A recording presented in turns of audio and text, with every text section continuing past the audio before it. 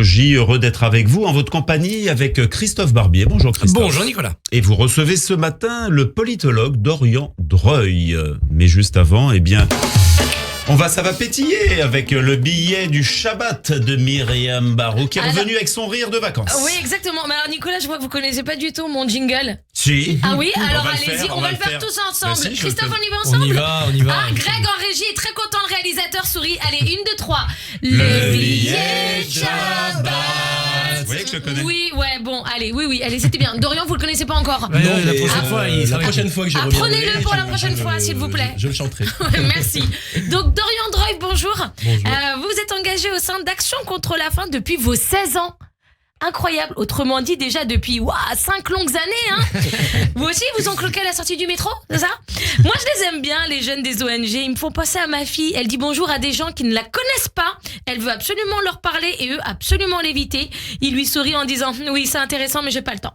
Oh, Dorian, ma fille pourrait rejoindre Action contre la faim dans quelques années. Non? On est d'accord? Je réalise qu'elle est faite pour traîner dans la rue avec des t-shirts flashy en parlant toute seule. Allez, je sais qu'il n'y a pas que des gens en sarouel dans les ONG.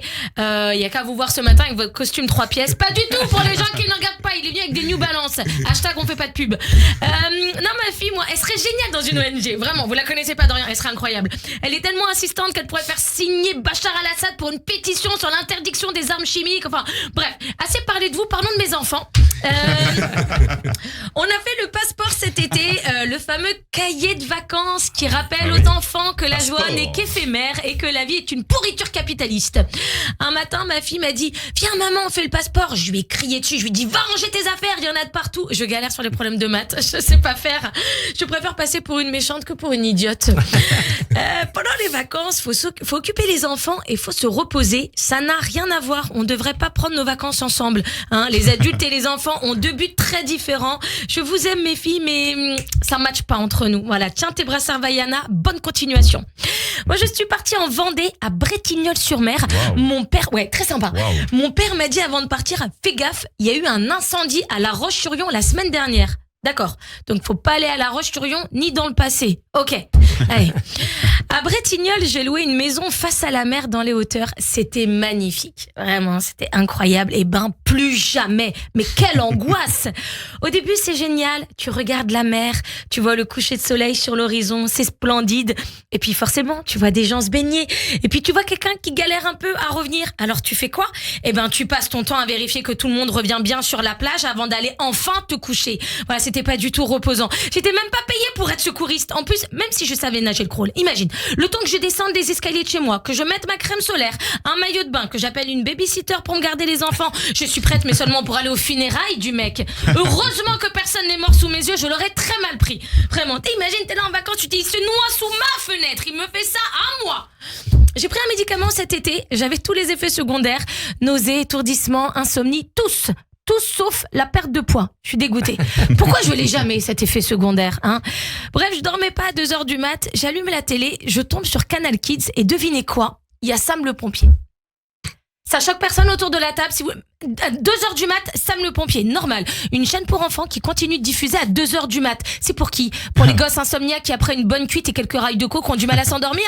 Allez, un petit pyjamasque, ça les détend. Pendant les vacances à Bretignolles, j'aime bien dire Bretignolles, c'est un nom drôle. Si vous riez pas de mes blagues, riez de Bretignolles, d'accord? J'ai dit oui à ma fille. Vous inquiétez pas, c'était écrit comme ça, Nicolas, hein, vraiment. J'ai dit oui à ma fille pour une crêpe au sucre et véridique devant les gens, elle a hurlé ouais, merci maman, c'est le plus beau jour de ma vie. Je savais pas où me mettre. Elle en fait des caisses, c'est horrible. C'est le plus beau jour de ta vie. T'as encore rien vu, hein? Tu bosses pas encore à Action contre la faim. Allez, merci de m'avoir écouté. Wow, merci.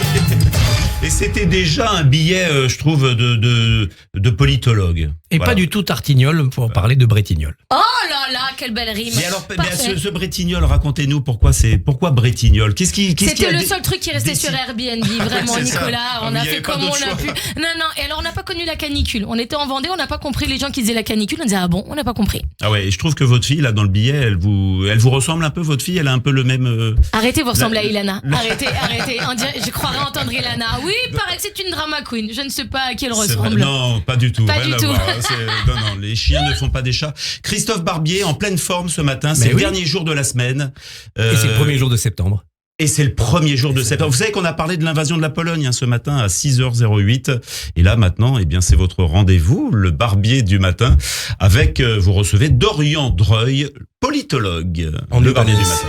Les grands